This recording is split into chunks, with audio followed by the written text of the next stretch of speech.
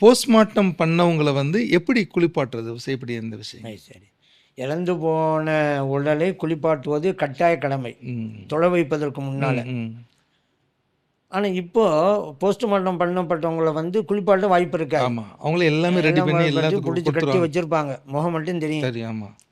இப்போ என்னன்னு சொன்னால், சயமும் நம்முடைய மார்க்கத்தில் ஒரு வழிமுறை இருக்குது.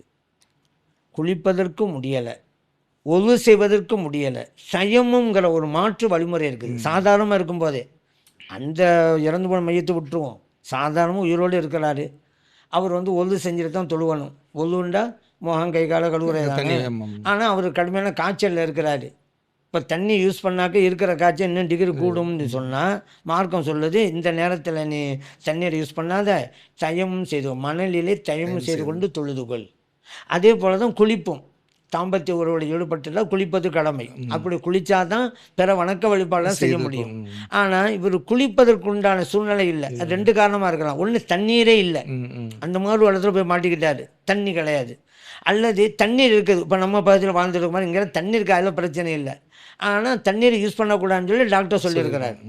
இப்போ இவர் என்ன செய்கிறாரு? இப்போதும் தைமம்ங்கிற வழிமுறை இருக்குது. தைமம் செய்து கொண்டு அவர் மற்ற காரியங்கள் எல்லாம் செய்யலாம். இதே போன்று தான் அந்த போஸ்ட்மார்ட்டம் செய்யப்பட்ட அந்த மையத்து சடலத்திற்கும் தயமும் செய்யணும். தயமும் செஞ்சோன்னா மணலில் ஒரு தடவை 2 கைகளையும் அடித்து முகத்தை தடவணும். இன்னொரு தடவை மணலில் 2 கையும் அடித்து அவருடைய 2 கையையும் தடவணும். அவ்வளோதான். அது குளிப்புக்கு பகரமாக இந்த தைமம் வந்துவிடும்.